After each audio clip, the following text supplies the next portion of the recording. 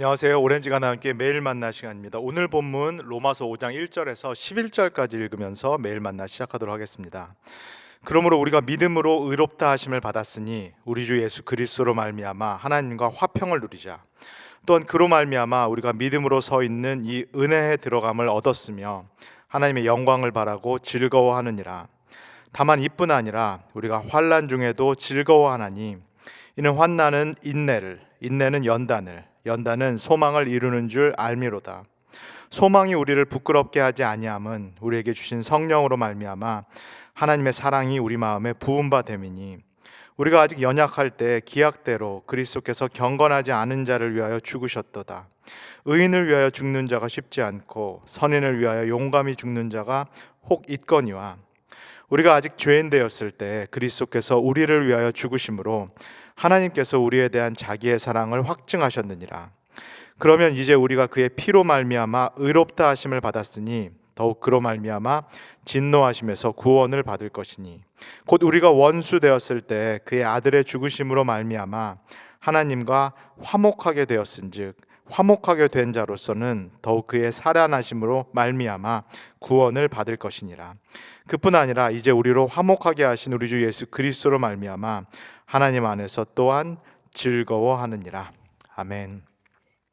오늘 함께 읽은 이 로마서 5장 1절에서 11절까지 말씀은 사실은 그 앞에 있는 4장 23절에서 25절까지 말씀하고 이렇게 이어져 있습니다. 그래서 가능하시다면 4장 23절부터 오늘 함께 읽은 5장 11절까지를 시간이 되실 때 이어서 한번 읽어보시면 좋겠습니다.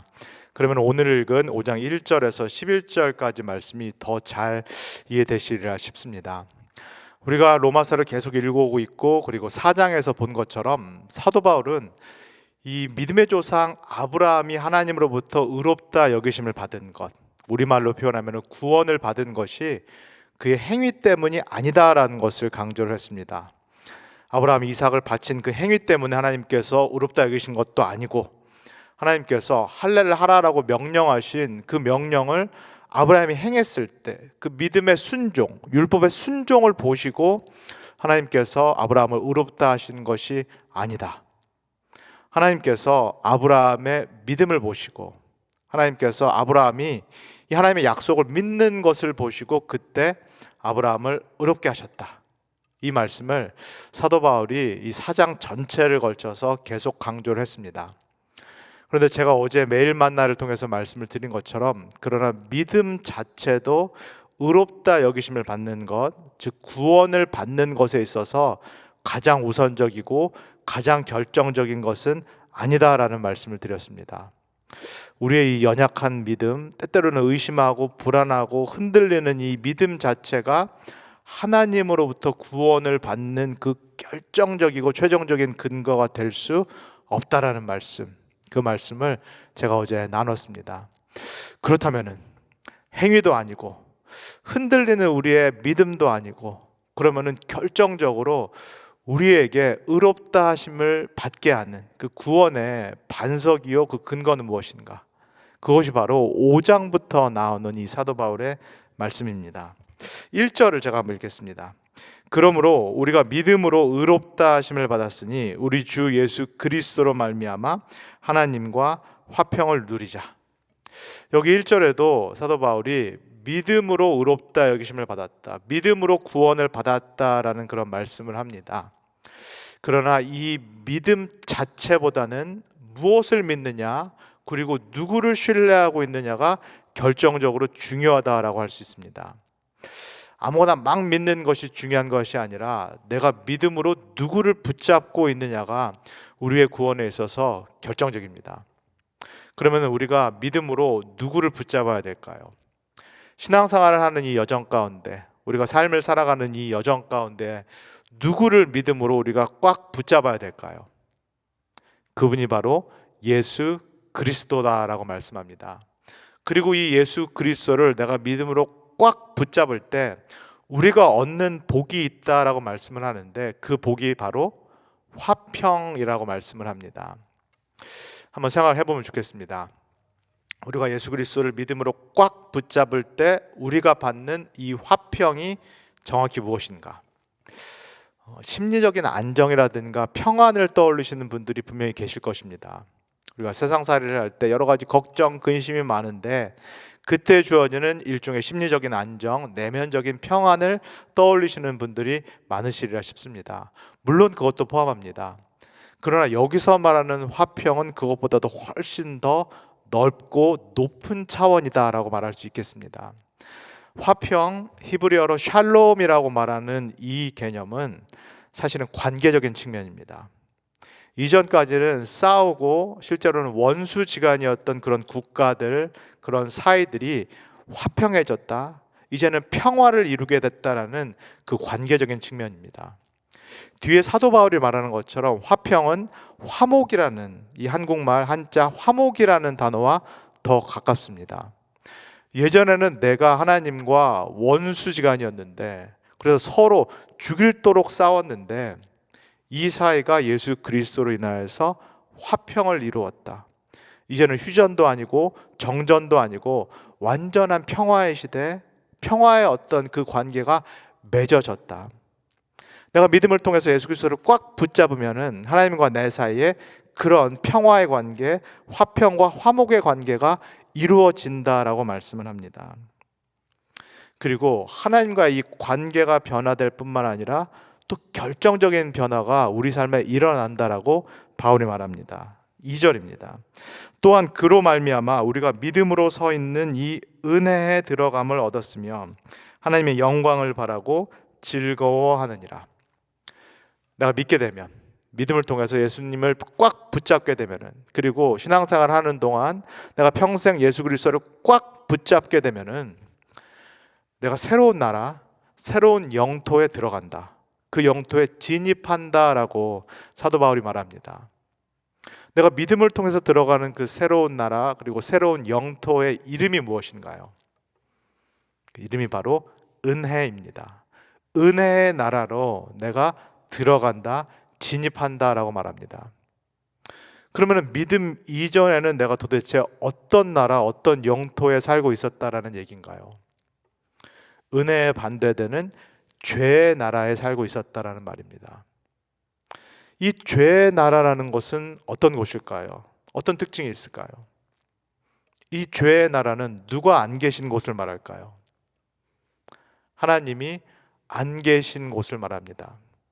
하나님이 안 계신 나라, 그러나 그 대신 어떤 다른 것들이 마치 하나님처럼 판치고 있는 그런 나라들이 죄의 나라다입니다.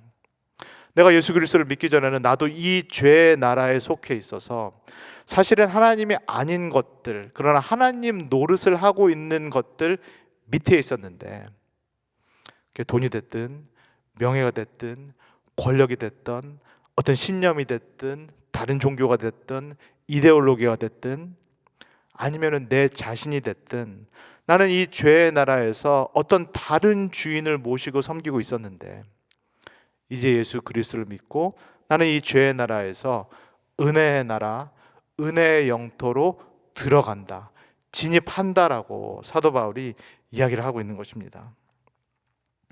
성경에는 분명히 오늘 사도 바울이 말한 것처럼 예수 그리스도를 믿을 때 많은 변화가 일어난다라고 우리에게 약속합니다. 하나님과의 관계가 평화, 화평, 화목으로 바뀌게 되고, 죄의 나라에 있었던 내가 이 은혜의 나라, 마치 누가복음 복음서에서 말하는 것처럼 잔치상이 펼쳐지는, 하나님이 잔치를 베푸는 것과 같은 이 은혜의 나라로 내가 들어간다, 진입한다라고 성경에는 분명히 그렇게 약속되어져 있습니다. 그런데 예수 그리스도를 믿었음에도 불구하고 내 삶에 별다른 변화가 일어나지 않은 것처럼 생각될 때가 있습니다. 내가 분명히 예수 그리스도를 믿기는 믿었는데 과연 하나님과 평화의 관계가 이루어졌는가? 과연 내가 죄의 나라에서 은혜의 나라로 넘어왔는가? 정말로 그 정도의 어떤 변화가 내 삶에 일어났는가라는 것을 우리가 생각해 볼 때가 있습니다. 반대로 하나님이 약속하신 것들과는 다른 일들, 정반대의 일들이 내 삶에 일어나고 있다라는 그런 경험을 할 때도 신앙생활에서 참 많습니다. 우리가 믿음의 조상이라는 사도 바울이 계속 언급하고 있는 이 아브라함의 삶도 한번 살펴보면 좋겠습니다. 아브라함도 하나님의 약속을 받은 사람입니다. 그리고 하나님께서 부르셨고 그 약속에 따라서 이 갈 바를 알지 못했던 아브라함이 약속 하나만 붙잡고 따라 나갔습니다. 이 아브라함의 일생이 사실은 어땠나요? 분명히 하나님께서 약속을 하셨는데 아브라함의 일생은 약속과는 정반대와 같은 그런 삶을 살았습니다. 배고팠던 적이 한두 번이 아닙니다. 식량이 떨어졌던 적이 한두 번이 아닙니다. 그래서 그 식량을 구하고자 이집트에 내려갑니다. 그런데 거기서 아내를 두 번이나, 살해 아내를 두 번이나 누이라고 속여야 될 정도로 그런 위급한 상황이, 위기가 펼쳐집니다. 하나님께서 가까스로 도와주셔서 이 위기 상황을 탈출을 하게 됩니다. 무엇보다도 하나님께서 분명히 이 사라를 통하여서 약속의 아들, 이 약속의 자손을 주시겠다라고 약속을 하셨습니다. 기다리고 또 기다립니다. 그러나 99세 100세가 될 동안 이 하나님께서 약속하신 아들이 부인 사라를 통해서 나오지 않습니다. 기다리다 지친 아브라함이 어떻게 합니까? 결국은 여종 이 하갈을 통하여서 이스마엘을 낳게 됩니다. 하나님께서 또 이스마엘 가리켜서 뭐라고 말씀하십니까? 쟤는 또 아니다라고 말씀합니다. 그래서 또 기다립니다.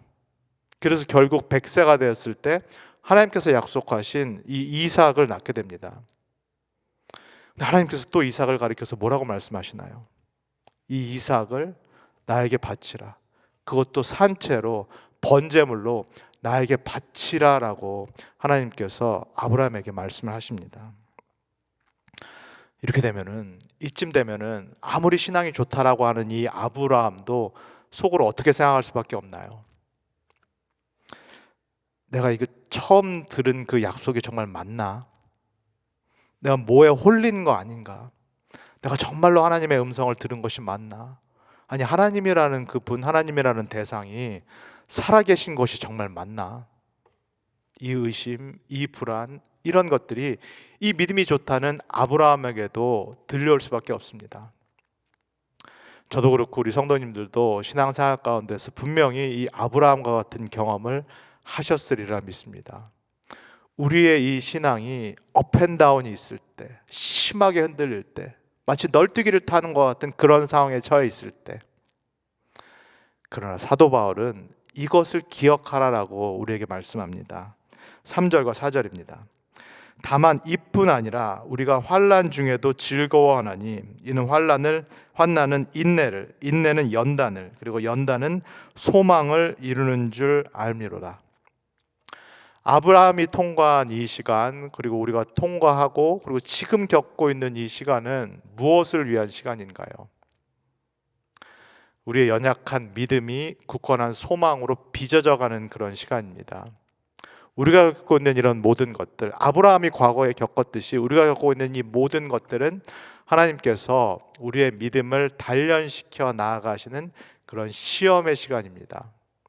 이 시험을 통과하면서, 이 불과 같은 시험을 통과하면서 이 아브라함의 연약한 믿음이 이 소망으로 변화되기 시작합니다. 이 아브라함의 흔들리는 믿음이 이 시간을 통과했기 때문에 견고한 믿음으로 바뀌기 시작합니다. 이 견고하게 바뀌어가는 믿음을 연단이라고 얘기를 합니다. 그리고 이 연단이라는 단어는 영어 성경으로는 캐릭터, 성품이라고 표현이 되어 있습니다. 단지 믿음만 바뀌는 것이 아니라 이 과정을 겪으면서 아브라함의 성품 자체가 바뀌기 시작합니다. 이제는 정말로 하나님을 신뢰하는, 굳건히 신뢰하는, 어떤 상황이 펼쳐지더라도 하나님을 굳건히 신뢰할 수 있는 그런 성품으로, 정말로 믿음의 조상으로 아브라함이 변화되기 시작합니다. 그리고 이 아브라함이 결국은 소망의 사람이 됩니다. 바랄 수 없을 때 바랄 수 있는 것이 소망입니다. 누구나 다 예측할 수 있을 때, 누구나 다 결과를 볼 수 있을 때 믿는 것은 소망이 아닙니다. 그것은 확률입니다. 그것은 계산입니다. 그러나 확률적으로, 계산적으로 절대로 이루어질 수 없다. 이거는 인간적인 생각으로는 절대로 이루어질 수 없는 그런 환경에서 아브라함이 99세가 됐고 100세가 돼서 자신의 몸에서는 더 이상 이 자녀가 나올 수 없는 확률 제로인 상황. 사라도 이제는 태가 끊겼기 때문에 아들을 낳을 수 없는 이 확률이 제로인 상황에서, 이 상황에서 그럼에도 불구하고 믿을 수 있는 것, 그럼에도 불구하고 소망할 수 있는 것이 성경에서 말하는 참된 믿음이요 참된 소망입니다. 하나님께서 환난과 그리고 인내와 연단을 통하여서 우리 모두에게 이런 믿음, 이런 소망을 만들어 주신다라고 말씀합니다. 이 모든 일들을, 이 모든 과정들을, 우리는 너무 힘들지만 통과할 수밖에 없는 이 모든 과정들을 사실은 누가 하고 계신가요? 5절입니다. 소망이 우리를 부끄럽게 하지 아니함은 우리에게 주신 성령으로 말미암아 하나님의 사랑이 우리 마음에 부은 바 됨이니. 우리가 예수 그리스도를 정말로 진실로 믿고 있다면, 우리가 예수 그리스도를 정말로 믿음으로 이렇게 꽉 붙잡고 있다면, 이게 단순히 내가 지적으로 동의한 차원이 아니라 내가 예수를 믿으면 천국에 가야 되기 때문에 어떤 생명보험 들듯이 그렇게 들은 차원이 아니라 내가 정말로 믿음을 통하여서 예수 그리스도를 꽉 붙들고 있다면, 그래서 내가 믿음을 통하여서 예수 그리스도와 연합이 돼 있다면, 그리고 예수 그리스도와 친밀한 사귐을 누리고 있다면, 그리고 예수 그리스도와 딱 붙어 있기 때문에 모든 환경 가운데에서도 흔들리지 않을 수 있다면, 이 불확실한 상황, 불가능한 상황 가운데에서도 예수 그리스도께서 말씀하셨기 때문에, 하나님께서 말씀하셨기 때문에 그 약속이 이루어진다라는 것을 내가 붙잡고 있다면, 내 안에 정말로 그런 믿음이 있다라면, 이 믿음은 내가 만들어낸 것이 아닙니다. 이 믿음은 하나님께서, 성령 하나님께서 나에게 선물로 주신 은총이요 은혜입니다. 이 믿음은 오늘 사도 바울이 말하는 것처럼 하나님께서 마치 감질맛 나게 찔끔찔끔 주신 것이 아니라 부어주신, 넘치도록, 우리 심령에 넘치도록 부어주신 하나님의 은혜요 그리고 하나님의 은총입니다. 성령 하나님께서 우리를 이끌고 가고 계십니다. 내가 이 하나님을 따라가는 것이 아니라, 내가 열심을 내서 이 하나님의 약속을 쫓아가는 것이 아니라, 내가 믿음의 경주를 하는 것처럼 보이지만 사실은 내 안에 부어주신 성령 하나님의 은혜가 나를 끌고 가고 계십니다. 나를 이끌어 가고 계십니다. 그리고 우리로 하여금 때때로 하나님이 살아계시다, 내가 살아있다라는 것을 경험시켜 주십니다. 우리에게 신앙의 간증거리들을 주십니다. 그런데 사도 바울이 말합니다. 이 주관적인 경험, 성령께서 주시는 이 주관적인 경험, 느낌, 체험도, 그러나 너의 믿음이 견고하게 뿌리박을 그 최종적인 근거는 아니다. 한번 생각해 보시면 좋겠습니다. 방언을 처음 받았을 때 그 짜릿함도 사실은 시간이 지나면은 무뎌집니다. 방언을 하시는 분들, 받으시는 분들은 다 아시겠지만은 방언을 계속 하면 할수록 그 신비한 언어를 하는 이 방언조차도 익숙해집니다. 그래서 나중에는 이게 내가 하는 게 아닌가라는 생각이 드는 때가 있습니다. 그래서 더 직접적인 경험, 더 신비한 체험을 하기 위해서 여러 집회를 찾아다니기도 합니다. 그러나 그런 체험, 그런 경험도 사실은 일시적이고 순간적입니다. 우리가 이 땅에서 아무리 신령한 체험, 아무리 영적인 경험을 한다라고 해도 이 땅에서 이루어지는 일들은 영원할 수가 없습니다. 그리고 영원할 수 없는 것들, 그것은 우리의 신앙에, 우리의 믿음에 완전한 토대, 완전한 기초가 될 수가 없습니다. 그렇다면은 무엇이 과연 우리가 꼭 붙들 수 있는, 우리가 흔들리지 않고 꼭 붙들 수 있는 우리 신앙의 기초요, 반석이 될까요? 6절에서 8절입니다. 우리가 아직 연약할 때 기약대로 그리스도께서 경건하지 않은 자를 위하여 죽으셨도다. 의인을 위하여 죽는 자가 쉽지 않고 선인을 위하여 용감히 죽는 자가 혹 있거니와, 우리가 아직 죄인 되었을 때 그리스도께서 우리를 위하여 죽으심으로 하나님께서 우리에 대한 자기의 사랑을 확증하셨느니라. 상황이 막 바뀌어도 우리가 겪고 있는 일들이 하나님께서 말씀하신 일들과 다른 것처럼 이루어질지라도, 심지어는 내 신앙 체험마저도 오고 가더라도, 그럼에도 불구하고 변하지 않는 분명한 사실이 있습니다. 그것은 이미 2000년 전에 하나님께서 인간이 되셔서 이 땅에 오셨다라는 역사적인 사실입니다. 공개적으로 일어난 역사적이고 객관적인 사실입니다. 하나님께서 2000년 전에 인간에 대해서 이 땅에 오셨고 십자가에 달리셨는데, 그분이 의인들을 위해서 십자가에 달리신 것이 아니라 저와 여러분들을 포함한 모든 죄인들을 위해서 하나님께서 십자가에서 죽으셨다라는 그 사실. 그래서 이 십자가로 인하여서 우리와 하나님과의 관계가 이미 화평을 이루었다라는 사실, 이미 화목을 이루었다라는 이 사실. 하나님께서 십자가에서 죽으시고, 그러나 죄와 사망의 권세를 이기고 부활하셨기 때문에 우리가 이미 죄의 나라에서 이 은혜의 나라로, 마치 잔치자리와 같은 하나님의 은혜의 나라로 옮겨졌다라는 사실. 이 일이, 이 하나님 나라의 시작이 이미 2000년 전에 일어났다라는 이 사실, 이것이 우리가 뿌리를 둘 수 있는, 우리가 토대를 둘 수 있는 신앙의 역사적이고 객관적인 사실입니다. 사도 바울이 오늘 로마서 5장을 통해서 우리에게 다시 들려주고 있는 이 복음, 예수 그리스도의 십자가를 통하여서 이미 하나님의 나라, 은혜의 나라가 시작됐고, 이것을 받아들일 때 당신은 죄의 나라에서 은혜의 나라로 옮겨질 수 있다. 이 복음을 오늘 하루 다시 깊이 누리는 우리 모든 성도님 되시기를 주님의 이름으로 간절히 소원합니다. 다 기도하겠습니다. 사랑해 주님, 오늘 사도 바울의 말씀을 통하여서 나의 신앙의 최종적인 그 뿌리, 그 기반, 그 기초를 어디에 두어야 되는지 다시금 깨닫게 하여 주셔서 감사합니다. 나의 행위도 아니고, 나의 연약한 믿음도 아니고, 나의 주관적인 체험이나 경험도 아닐 줄 믿습니다. 예수 그리스도께서 이미 2000년 전에 이 땅에 오셨고, 이미 2000년 전에 십자가에서 죽으신 그 역사적이고 객관적인 사건에 나의 신앙의 뿌리를 두기를 소원합니다. 그리고 이 시간에 내가 그 객관적인 사건을 나를 위한 주관적인 사건으로 받아들이기를 소원합니다.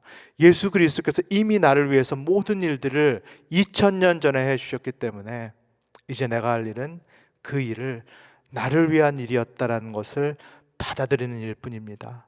그것을 받아들여서 내가 이미 하나님과 화평과 화목을 이루었고, 내가 이미 하나님의 은혜의 나라에 값없이 초대됐다라는 것, 그것을 받아들이고 누릴 수 있도록, 그래서 나의 남은 인생이 하나님과 화목과 화평을 누리고 무엇보다도 은혜를 누리는 삶이 될 수 있도록 우리 모두를 축복하여 주시옵소서. 감사드리며 예수님의 이름으로 기도합니다. 아멘.